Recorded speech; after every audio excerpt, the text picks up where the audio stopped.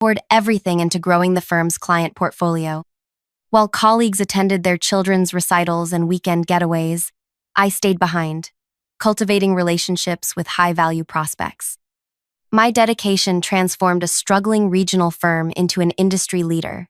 Every holiday season, executives celebrated record profits I had directly secured. That evening, a former coworker sent me a message. Heard about what happened. For your information, your position wasn't eliminated. The CEO's nephew starts Monday. Before I tell you how I turned this betrayal into the most satisfying professional revenge of my career, I want to be clear about something. What you're about to hear isn't just another workplace drama. It's a masterclass in recognizing your own value when others fail to. If you've ever been underestimated, overlooked, or cast aside despite your dedication, this story is for you. Listen until the end because the strategy I used didn't just restore my dignity, it completely transformed the power dynamic in ways nobody saw coming. And if you're enjoying our stories but haven't hit the like and subscribe buttons yet, please take a moment to do so. Your support ensures you won't miss any of our future uploads where real people share how they reclaimed their power in extraordinary ways. My name is Everly Quinn. For those who know me professionally, I've always been the problem solver, the one who could smooth over any client concern with a mixture of analytical thinking and genuine relationship building. I built my reputation on delivering results without drama, finding solutions where others saw dead ends. My colleagues used to joke that I could convince a fish to buy swimming lessons, but it wasn't charisma that built my success. It was genuine care for my clients' needs, combined with a work ethic that never allowed me to give less than my absolute best. Outside of work, I lived a deliberately simple life.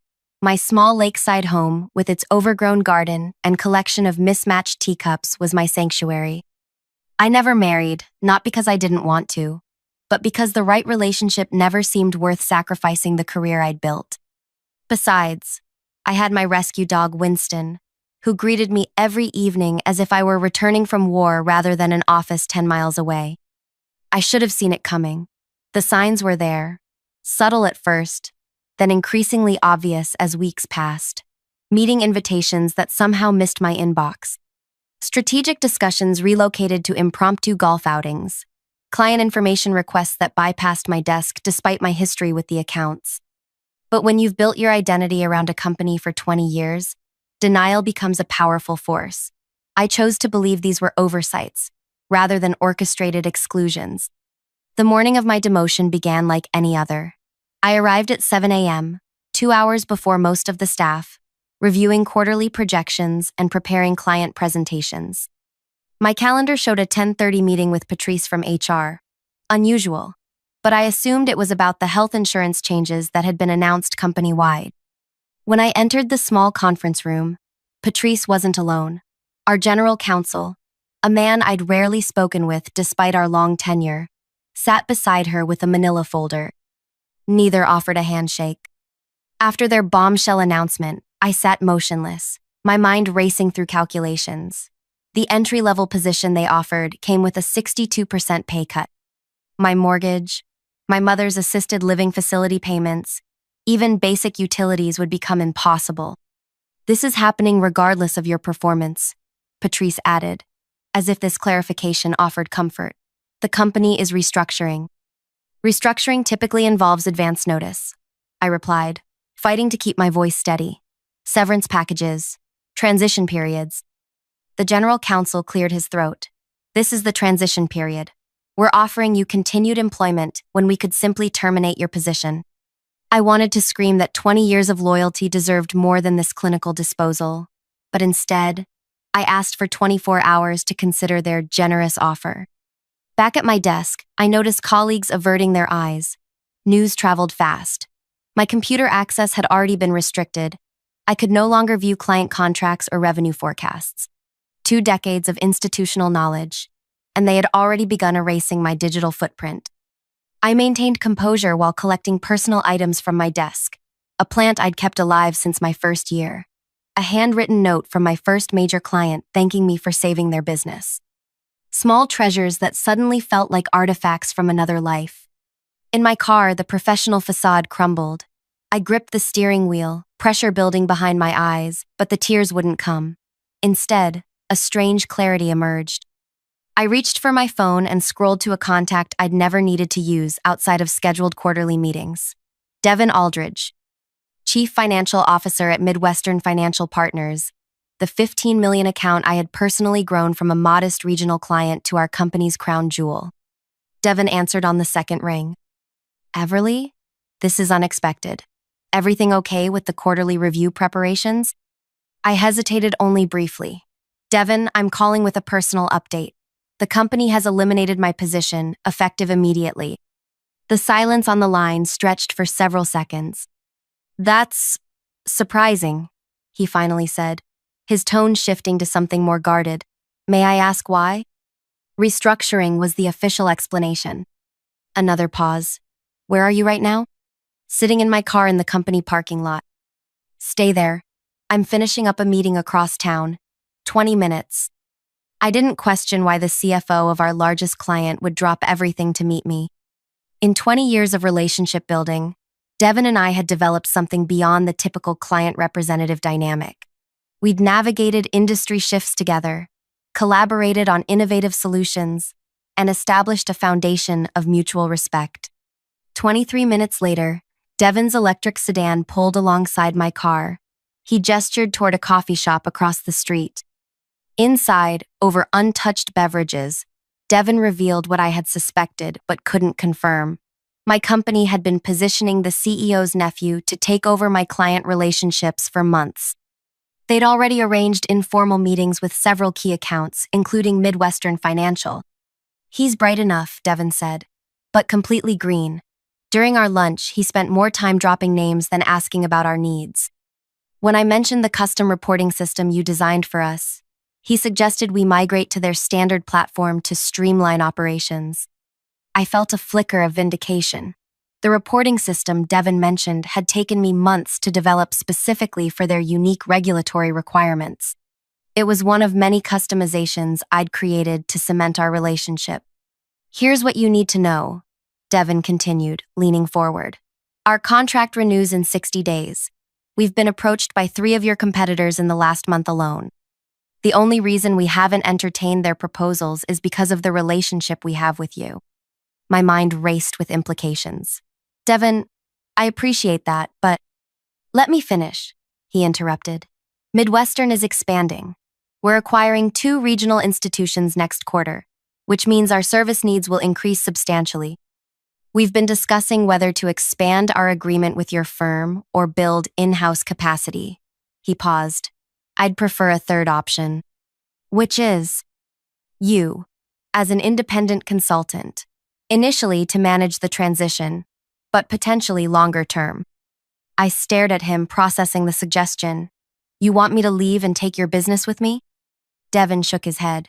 I want to hire the person who's been instrumental to our success. The contract with your firm is a separate matter that our board will decide with input from whoever is advising us during this critical expansion period. I thought about the mortgage payment looming, about 20 years of loyalty rewarded with a humiliating demotion, about the CEO's nephew stepping into relationships I had cultivated through countless early mornings and missed weekends. I need to think about this, I said.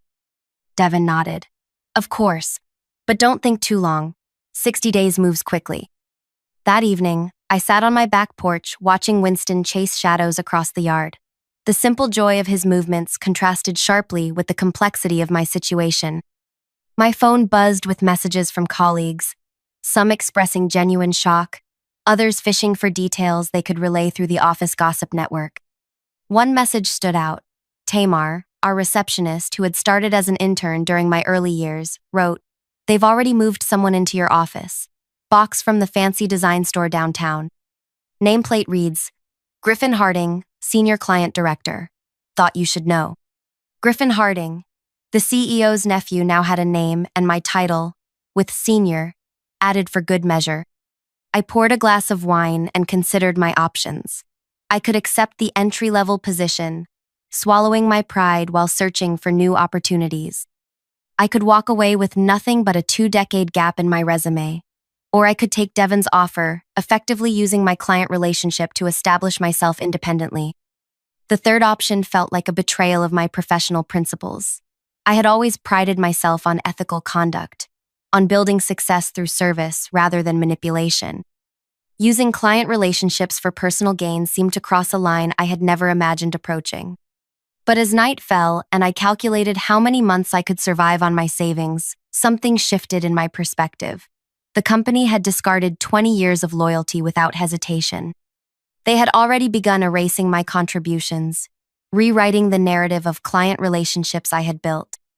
Was it really unethical to continue serving a client who valued my expertise, regardless of which company name appeared on my business card? By morning, I had made my decision, but not the one Devon expected.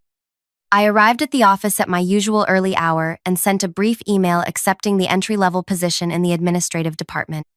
Within minutes, I received confused responses from both HR and my former manager.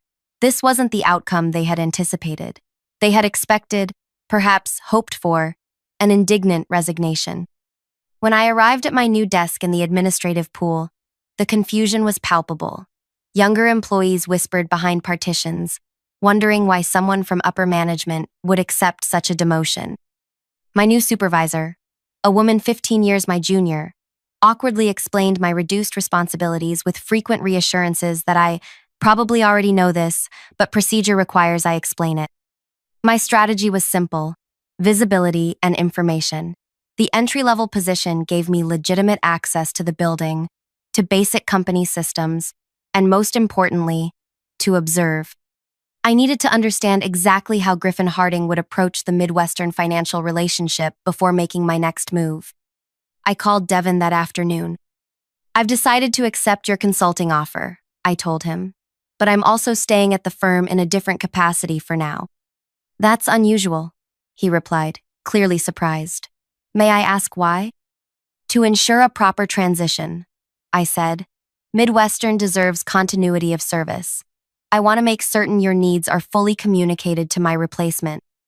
Devon's tone suggested he didn't entirely believe this explanation, but he didn't press further. "And when would you begin consulting with us?" "I could start providing independent advisory services immediately, after hours. We'd need to be careful about potential conflicts of interest, of course." "Of course," Devon agreed, a new note of respect in his voice. He recognized strategy when he heard it. Over the next 3 weeks, I lived a carefully compartmentalized existence. During the day, I performed basic administrative tasks with meticulous attention to detail. I arrived early, stayed late, and maintained a pleasant, helpful demeanor that confused those who had expected resentment. After hours, I met with Devon and his team to develop a comprehensive analysis of their current service agreement. I created detailed documentation of every customization, every workaround, every special arrangement I had implemented over the years, knowledge that existed primarily in my head, and scattered notes rather than formal company documentation. Meanwhile, I observed Griffin Harding's approach to client management. He was exactly as Devon had described: confident but inexperienced, more focused on impressing than understanding. He made swift decisions to modernize processes without grasping their purpose. He scheduled client meetings during their busiest operational periods. He dismissed concerns raised by account team members who had worked alongside me for years. Most critically, he began dismantling the custom reporting system I had built for Midwestern Financial, insisting that transitioning to the standard platform would showcase our newest features and streamline their experience. What he failed to understand, what nobody had documented because it had evolved organically through my relationship with Devon's team, was that Midwestern operated under unique regulatory requirements due to their particular mix of financial products. The custom system wasn't a preference, it was a necessity for their compliance protocols.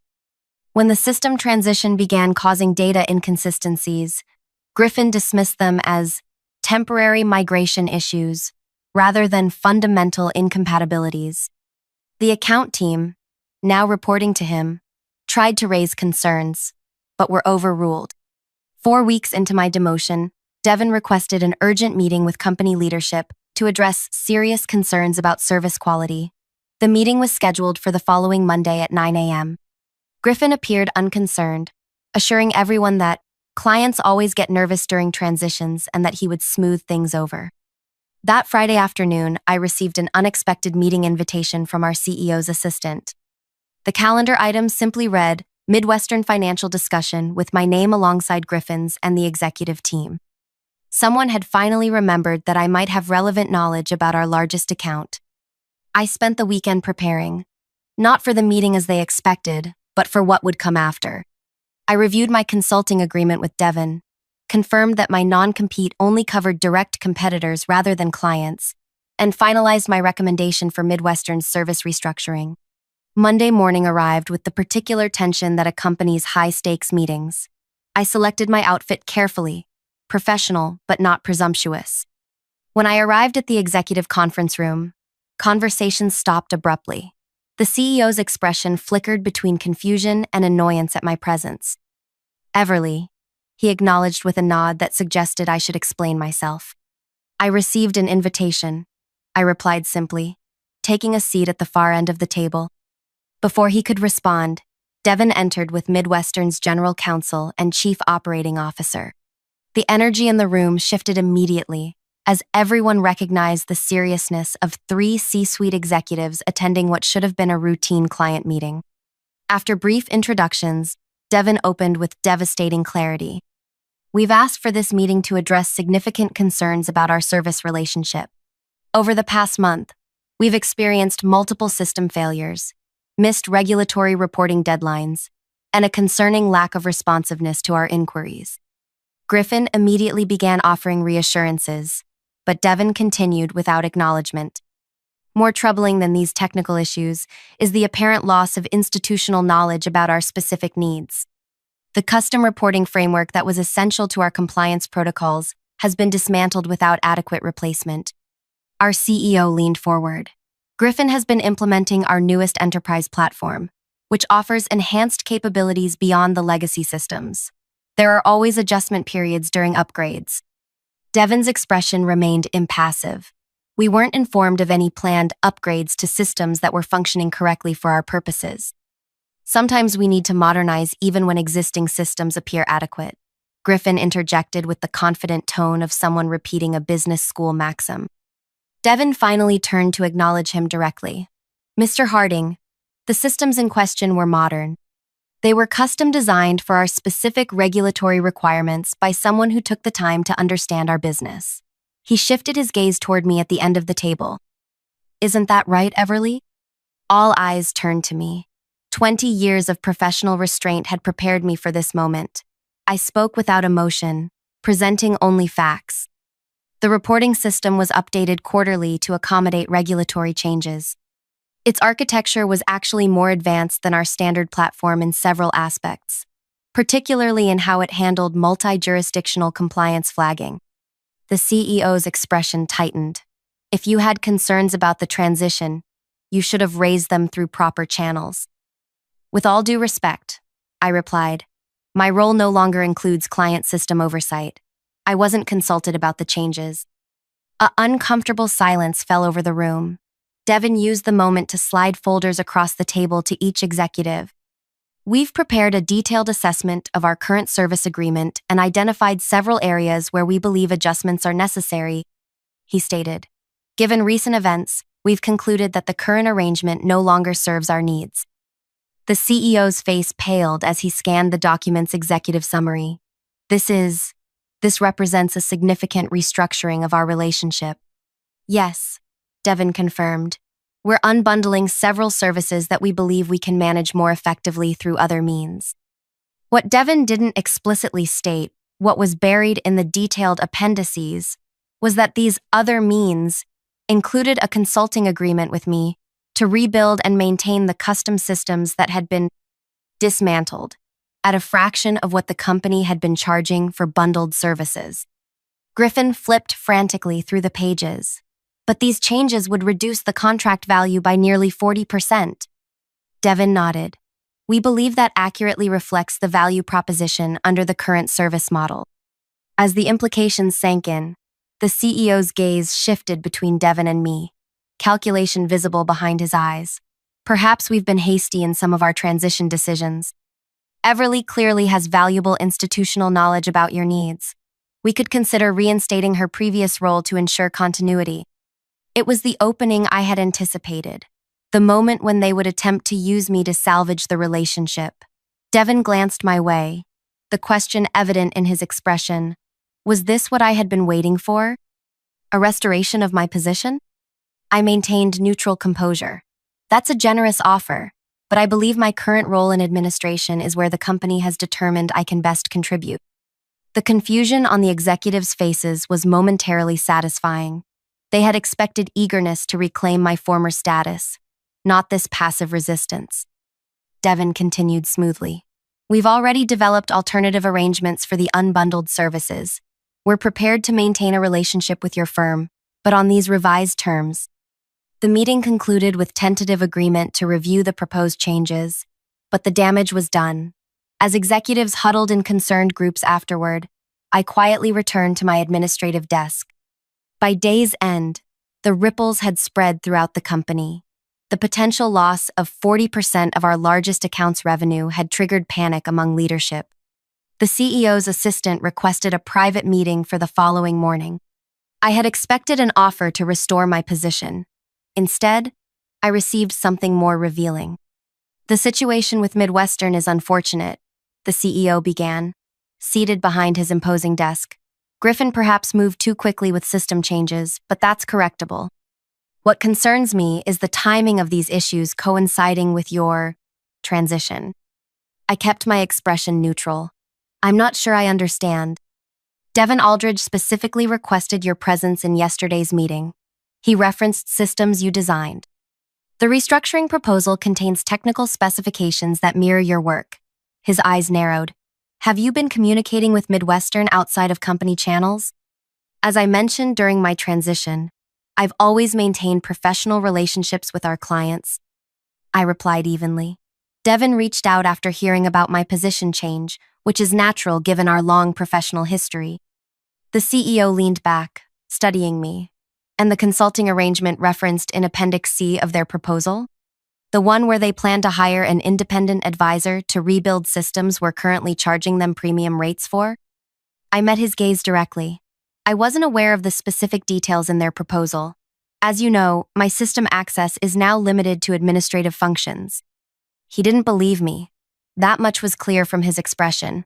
But he also couldn't prove anything improper. My consulting agreement with Devon had been carefully structured to begin officially after Midwestern's contract revision was finalized.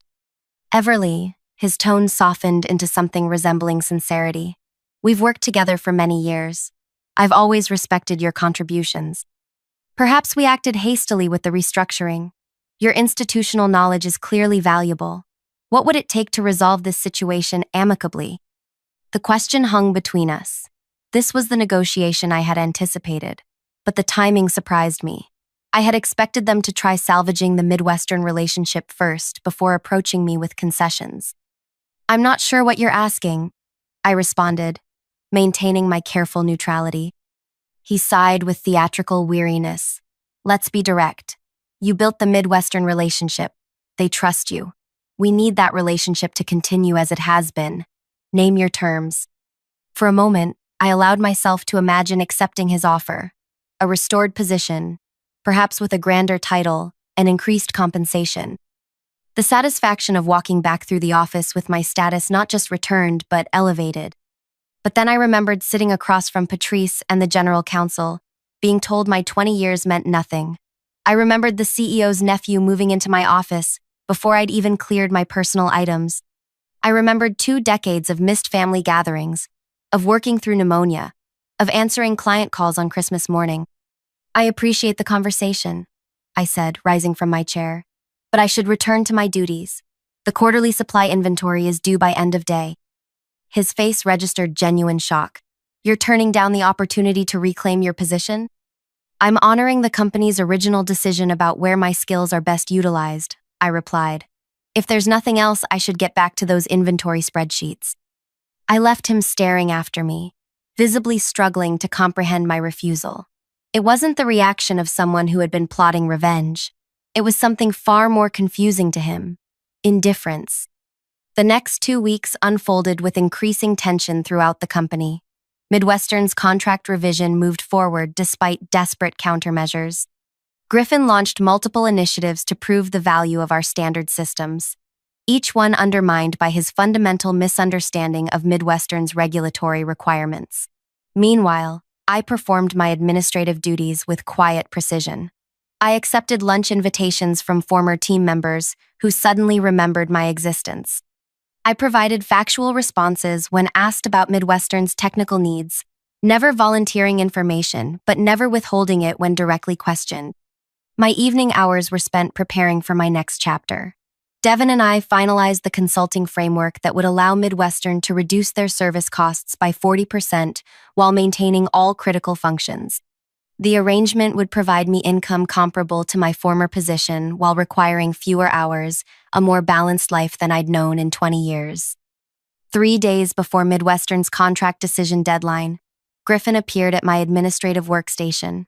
His confident demeanor had acquired a desperate edge over recent weeks. "I need your help with Midwestern," he stated without preamble. I looked up from my monitor. "How can I assist?" "The reporting system you built. Their technical team keeps referencing customizations that aren't documented anywhere. We need to replicate those functions in the standard platform before their board meeting on Friday." I had anticipated this moment. "I'd be happy to explain the system architecture. When would you like to discuss it?" Relief washed over his features. "Now, if possible, I've reserved a conference room." For the next 4 hours, I walked Griffin through the intricate system I had built over years. I explained every customization, every workaround, every special function designed specifically for Midwestern's unique requirements. I answered his increasingly frantic questions with patient clarity. What became evident to both of us was that these functions couldn't simply be replicated in the standard platform, not in 3 days, not in 3 weeks.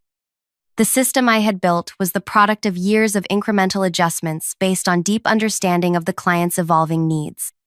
As our impromptu session concluded, Griffin's expression had transformed from desperate hope to resigned understanding. "You built all this yourself?" he asked quietly. "Over time, yes, with input from their compliance team." He shook his head slowly, and I dismantled it in 3 weeks. For the first time, I felt a flicker of sympathy for him. He was young, ambitious, and clearly intelligent. His primary failing wasn't incompetence but inexperience, and the arrogance that often accompanies it. "Systems can be rebuilt," I offered, "with proper understanding of the requirements." He gathered his notes, exhaustion evident in his movements. "The board meeting is Friday. Even if I worked around the clock, there's no way to restore what they need by then." I nodded, neither confirming nor contradicting his assessment. As he reached the door, he paused. "Why did you agree to help me today, after everything that happened?" The question was sincere, perhaps the first genuine moment we'd shared. "Because you asked," I replied simply, "and because client needs have always been my priority." He studied me for a long moment before nodding once and departing. Thursday evening, I received an unexpected call from the CEO. "Midwestern's board meets tomorrow morning," he began without greeting. "Griffin tells me you've been helpful explaining the technical requirements, but we're still facing a significant contract reduction." "I'm sorry to hear that," I replied. "We've prepared a counter-proposal. Full restoration of your previous position, with a substantial increase in compensation and authority. Director level with equity participation." He paused. "In exchange for your active intervention with Midwestern, convince them to maintain the full service agreement." It was more than I had expected, significantly more. The equity offer alone represented financial security I had never achieved despite my years of service. "That's very generous," I acknowledged. "We value loyalty, Everly. Your knowledge is irreplaceable." The irony of his statement was almost painful. "And Griffin? He'll remain in a senior position, focusing on new business development rather than existing account management." I considered the offer carefully. It represented everything I had worked toward for 20 years: recognition, authority, financial security. All I needed to do was convince Devin to continue overpaying for bundled services his company didn't need. "I appreciate the offer," I said finally. But I don't believe I can influence Midwestern's decision at this point. Their analysis of service needs appears quite thorough. Silence stretched across the line. When he spoke again, his tone had hardened. I see. Then I wish you luck with your future endeavors, whatever they may be. The implied threat was clear, but it held no power over me anymore. My administrative position had always been temporary, a means to an end rather than a destination. Friday morning, I submitted my resignation effective immediately. I cleared my few personal items from the administrative desk and walked through the lobby one final time. Tamar, the receptionist, gave me a knowing smile as I passed. They're all in the executive conference room, she whispered. Midwestern's board decision is being delivered by video call. I nodded my thanks and continued toward the exit, stepping into the bright spring morning with a curious lightness. For the first time in 20 years, I had nowhere specific I needed to be. I drove to the lakeside park where this journey had begun 5 weeks earlier. The morning air carried the scent of new growth as I followed the walking path along the water. My phone remained silent in my pocket. I had removed company email from my personal device that morning. At precisely 10:30 a.m., when I knew the Midwestern board decision would be delivered, I sat on a bench overlooking the water and finally allowed myself to feel everything I had suppressed: the hurt of betrayal, the indignity of dismissal, the uncertainty of new beginnings. The emotions washed through me without diminishing my sense of clarity. My phone vibrated with a text message from Devin. Decision delivered. Call when you can. I gave myself another 30 minutes of peaceful solitude before making the call. It's official, Devin said when he answered. The board approved the revised service agreement, 40% reduction in overall fees with unbundled services as we discussed. How did they take it? I couldn't help asking. Devin chuckled. Not well. Your CEO tried to salvage things with a last-minute offer to restore the custom reporting system, but our technical team made it clear that the knowledge required had left the building. Quite literally, as it turns out. I smiled despite myself. And our consulting arrangement? Approved unanimously. You can start Monday if you're ready. Initial 6-month contract with option to extend or convert to permanent position. I'll be ready, I confirmed. The weeks that followed unfolded with a rhythm entirely different from my previous professional life. I worked directly with Midwestern's technical team to rebuild the custom reporting system, this time with comprehensive documentation and training materials to ensure institutional knowledge was properly preserved. The work was challenging and satisfying. More surprisingly, it rarely extended beyond reasonable hours.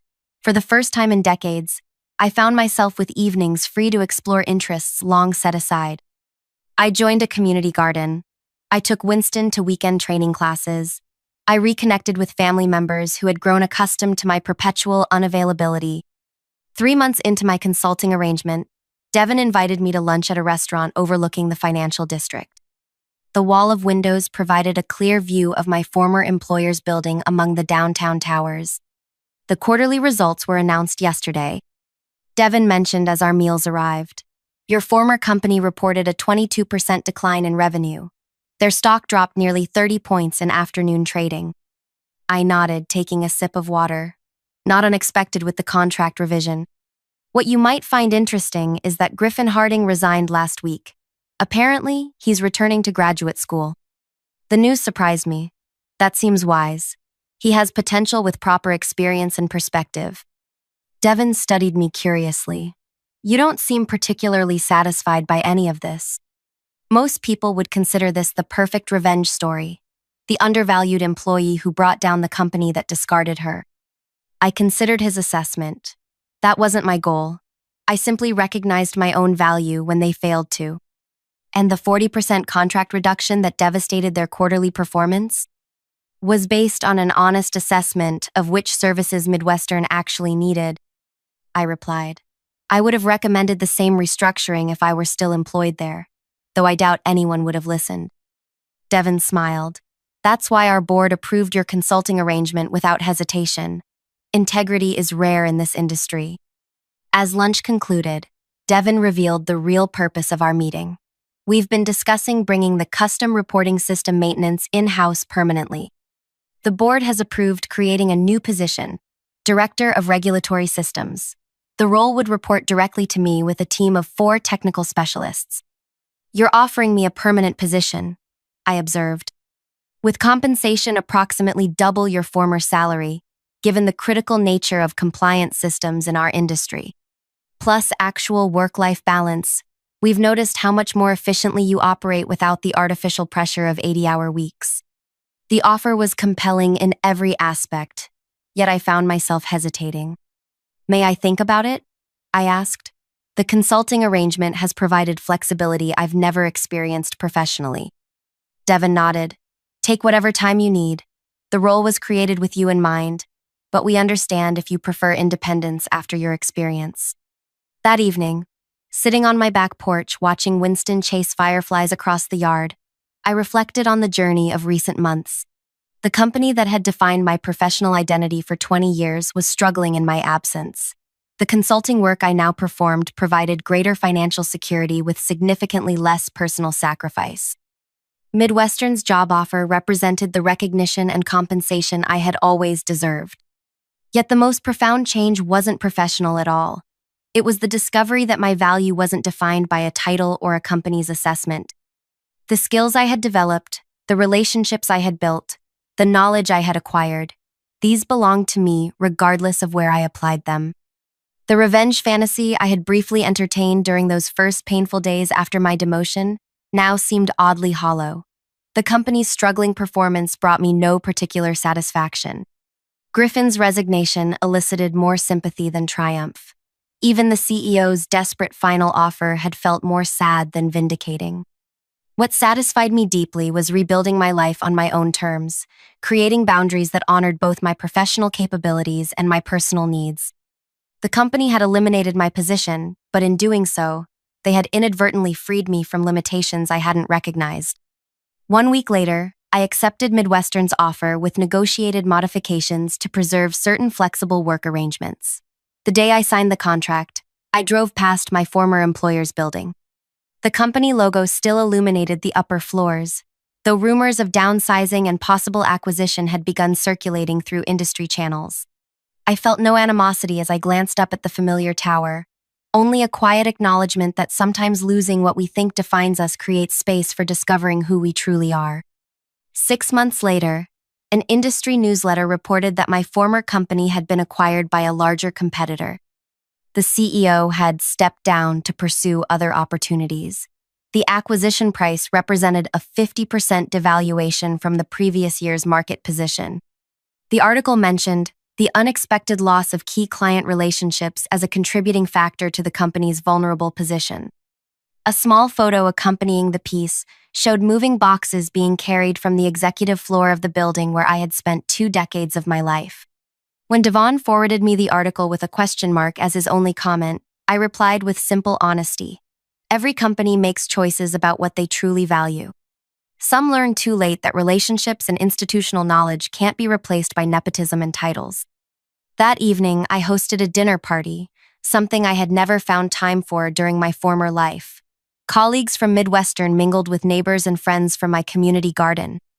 As conversation and laughter filled my small lakeside home, I realized that the most powerful form of reclaiming your value isn't found in revenge at all. It's found in creating a life that honors your worth when others fail to see it. If you've ever been underestimated, overlooked, or cast aside despite your dedication and excellence, remember this: your value doesn't diminish based on someone's inability to see it.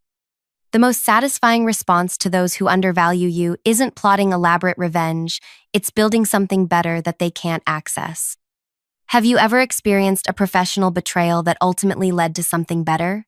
Share your story in the comments below. Your experience might be exactly what someone else needs to hear right now to find the courage to recognize their own worth. And if this story resonated with you, please hit the like button and subscribe to our channel. Every week, we share authentic stories of people who found unexpected strength in their most challenging moments. Don't miss our next upload. Sometimes the stories that seem most ordinary contain the most extraordinary wisdom about reclaiming your power.